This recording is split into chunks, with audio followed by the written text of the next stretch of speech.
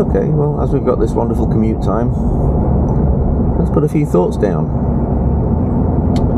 So, yesterday,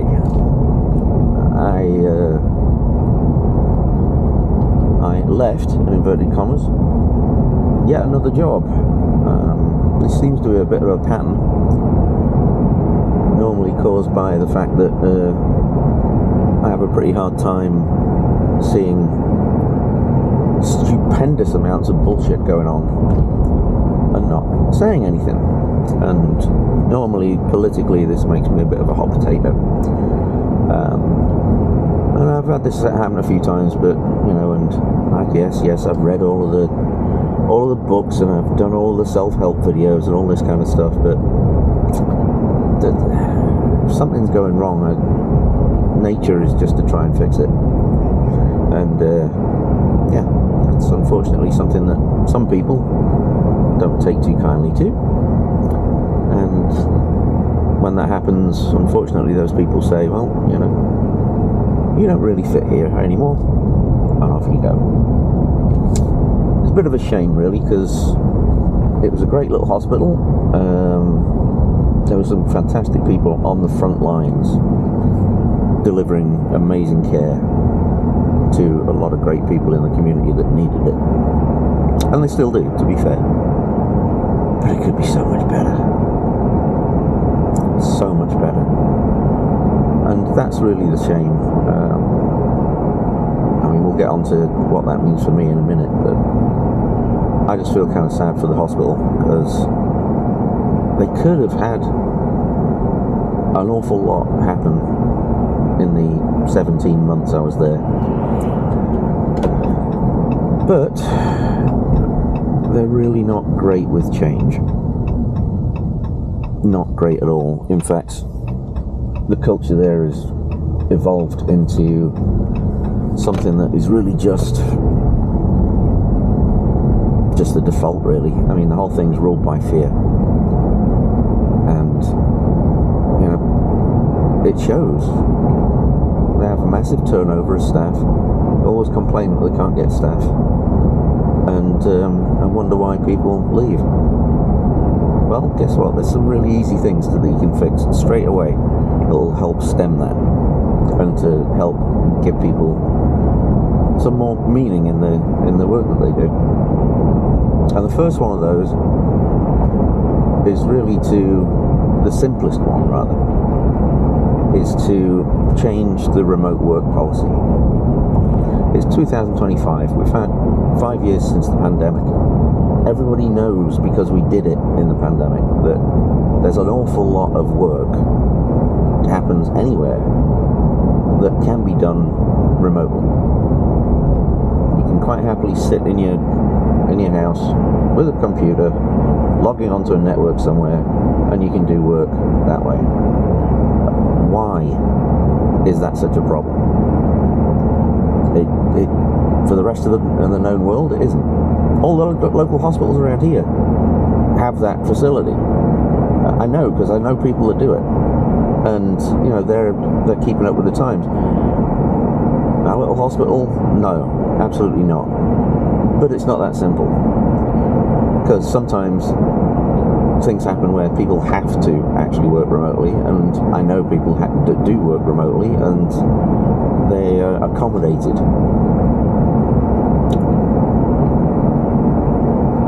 I could have saved 10 hours a week of commute time that I could have done other things with, an awful lot of other things with, that I didn't get paid for, by the way. And that's 500 hours a year, a quarter of a normal job, basically. That's an extra 500 hours a year.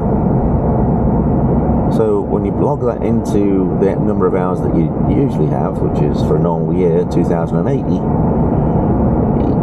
your pay rate goes down like crazy. And I know people say, oh, you can't do that because it's a commute. But you know what? You're spending the time. You're spending the time to do that the employer is then saying, thank you very much. We expect you here at a certain time, and no, we will not be flexible about it. Well, guess what? That doesn't work in the modern world in 2025. Don't get me wrong, some of the jobs there absolutely have to be on-site, face-to-face. Any of the nursing direct care jobs absolutely have to be, no question asked. Any of the providers, the doctors, any of those, mostly, although they actually live a remote life themselves. Vast majority of the providers are under some kind of a contract where they've got other commitments in different places, and they can remote into the systems that we need to when they need to be able to access them. All of the electronic medical records, for instance, have remote access capabilities. So why not? Oh, deer in front. Let's get there out of the way. There you go. Go, Bambi. There she goes. You won't see her, but she's over there. Bouncing along. Anyway, gotta love Vermont. So that's the quickest, easiest fix for at least some of the issues that are happening there. The next biggest one, well, not the simplest by any means, but the biggest one, is you've got to fix the culture. Now, a big part of what I had problems with was my brand of quality evolved over the years, is really stemmed from a lot of the stuff in the Toyota production system. And by that, I mean, how do Toyota manufacture cars? It's a well-known system that basically is the best in the world. That's one of the reasons why they make amazing cars, and they do it fast. And you know, they've developed this originally, by the way, from American underpinnings. It's a not very well-known fact, but a guy called W. Edwards Deming went over to Japan in the 1950s and started to teach them basic quality control methods that evolved in the 1930s by a guy called Walter Schuhart. And the Japanese, being Japanese, and I love the Japanese, don't get me wrong, but they have an inbuilt tendency to internalize stuff and to act on it. And they did. They sucked this up from this guy Deming, and they made copious notes, and then they went back and they applied it to all their factories, and they went and started to change things. And before that, if you had stuff like a transistor radio, yeah, I'm that old, and it said made in Japan on it, everybody would say that, oh no, that's horrible, what bad quality. But it didn't take long for them to really catch on and to figure out that they could change things so that the stuff that they made was phenomenal quality and also still cheaper. And that's the big trick of the Toyota production system is that, you know, the whole adage is you can have speed, quality, or cost. Pick two. That's always the mantra. You can't have all three. Well, in this system you can, and it works that way, and it's proven millions and millions and millions of times across the world over the last few decades. Even, as it turns out, in healthcare. You can apply those principles to healthcare, not in the same way, but you can apply them. And that's a large part of what my last 15 years of work has been about. I've worked a lot with some great people and great companies and great facilities and achieved some amazing results. So it's not like I'm making this shit up. You know, it works. So when I bring that into an organization as the director of quality, I have to think, okay, let's take a look around and see what potentially that we might be able to optimize. And that's great, assuming that you've got the backing to be able to do that. Now, unfortunately, in the culture that in my former employer, that wasn't the case. You In fact, the culture had evolved to be a very passive, aggressive, protectionist,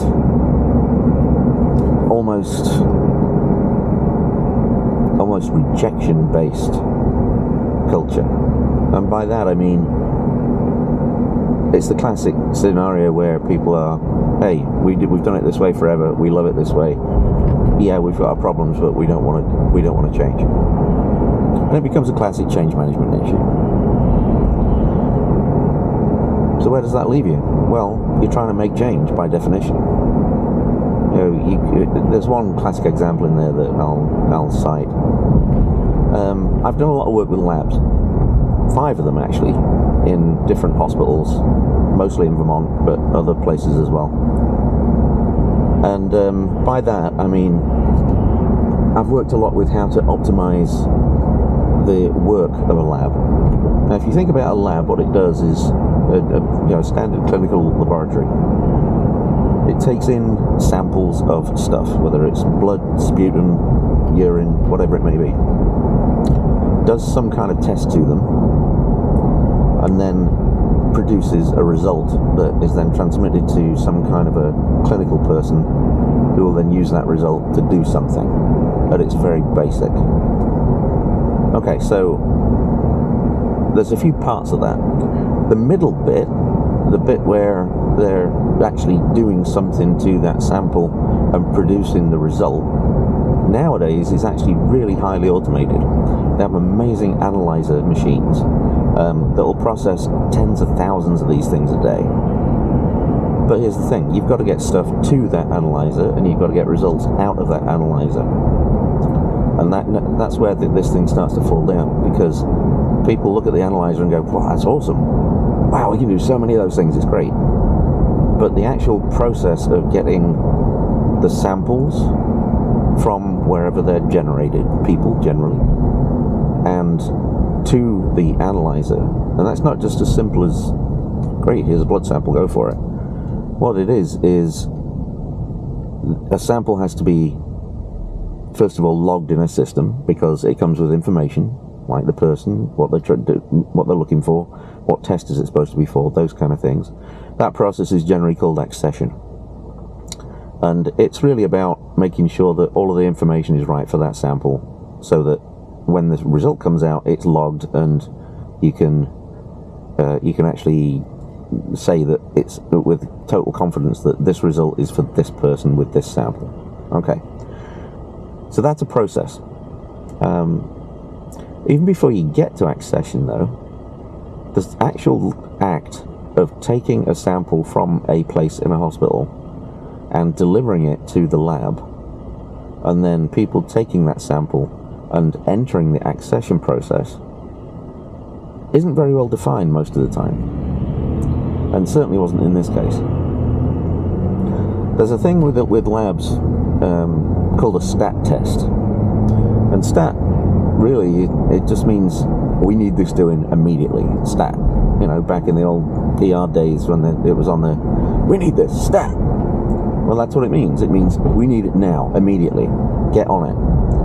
Now, there's a kind of a rule of thumb for labs that for a stat test, 60 minutes tops for a test to be conducted and the result brought out when you've delivered that result, when you've delivered the sample run.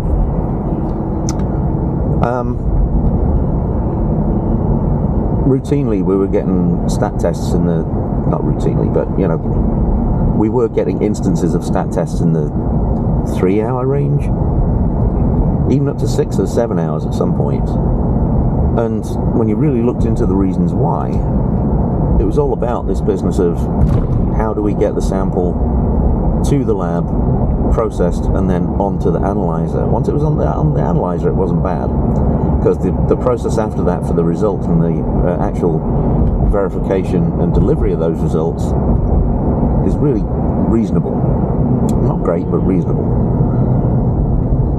Samples were being things like left on a countertop with no explanation, no documentation, no nothing. And because they were on a countertop that contained a whole bunch of other things, people would miss them. And they'd sit there and Now, I've come across this in many other labs, and the action's quite simple. There's a principle in the Toyota production system called the 5S, which is sort, set, shine, standardized, and sustain. And what that means is you take everything out of the workspace, the working environment, that you don't need to conduct that work. Now, if you look at any kind of normal bench in any lab in the hospital in the country, you're going to find a whole bunch of crap, generally, and it's not very well organized. So it's very easy for a random sample to just get lost in that.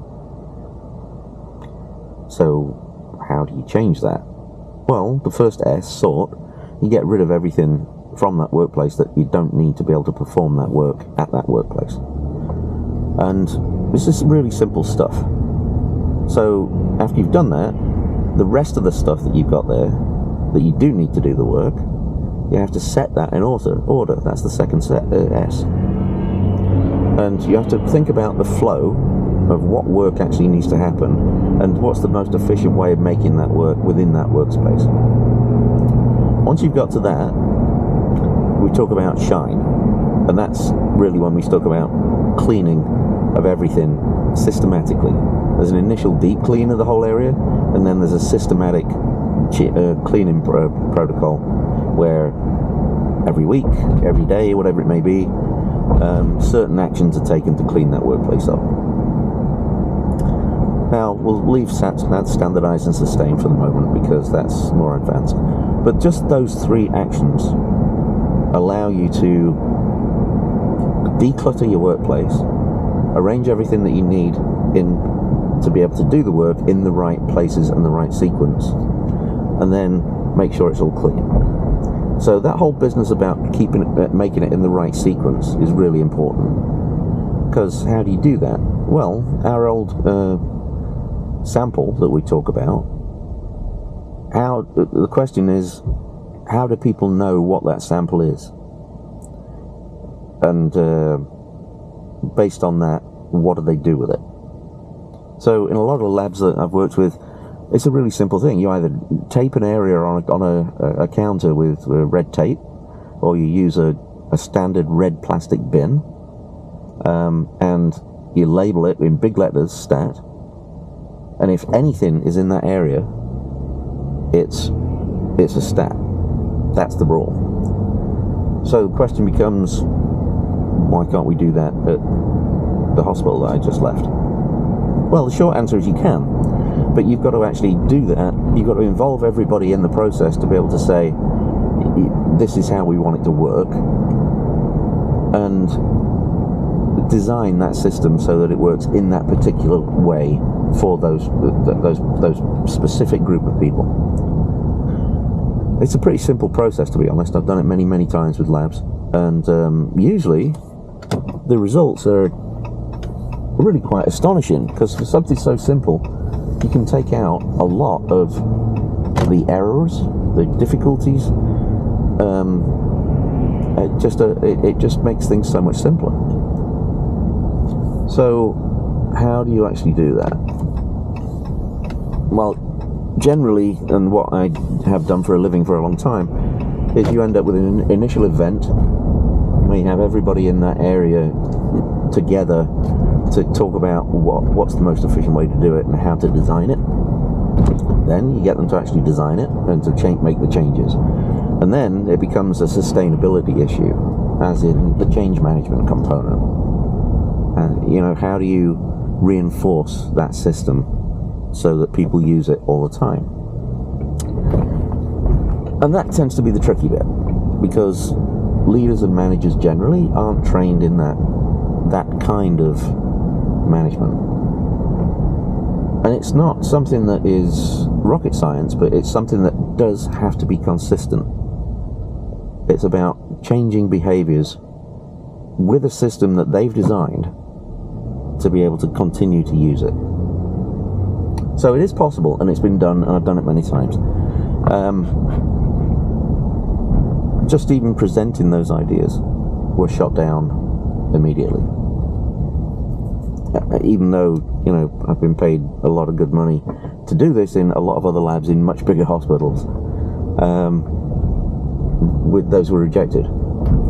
So that sends a really important message. And that message is, whatever you're trying to do, it's not welcome. And unfortunately, that was the way that it happened with a lot of these issues. Radiology was another one. We have had some significant issues with radiology reads, and for smaller hospitals, sometimes they outsource the reading of X-rays and CT scans and MRIs, because to actually have those folks 24/7 on site can be pretty expensive, and ironically, it can be done remotely. And it is. There are folks out there that will contract with you to be able to read all of these things and give you the results that you need. So how did that work with us? We used to have a system where there was a local company that did it, and to be honest, they were okay, but they didn't do a great job. So we contracted with a big academic medical institution, and the idea was that they were going to do this better and cheaper, and everybody was very excited about it. But unfortunately, we had a lot of teething trouble with it. And again, a large part of it came down to flow. If you think about the workflow for an X-ray, for instance, somebody has to be present to have all the details taken. They have to present themselves at an X-ray unit with a big machine that does it. A person has to walk them through that to be able to get the right body part in the right place at the right time. They also have to protect all the other body parts with like lead-lined aprons and those kind of things. And once they've done all of that, they take the X-ray, and then that system then generates the result, and that's then delivered back to the provider. So that's the workflow. So the question becomes, how do you do it? Well, you've got to have all those things happen in the right sequence at the right place, the right time. Oh, we're at the skate park already. Let me see if I can find a parking spot. It'll work. Yeah, that'll do it. That's a big one now. Just give me 1 second.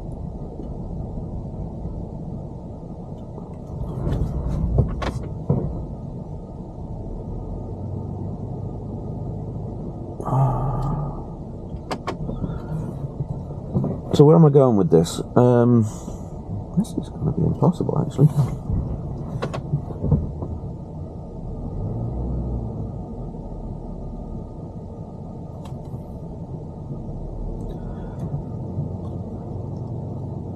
Where I'm going with this is that we had the opportunity to do amazing things that would have had a massive impact very, very quickly and for very little cost. And unfortunately, just didn't take that opportunity. And that's a really big mistake, because what it does is it sends a message that the status quo of the way that you're looking at it right now is perfectly acceptable. And it's not. I want to be clear about this. The actual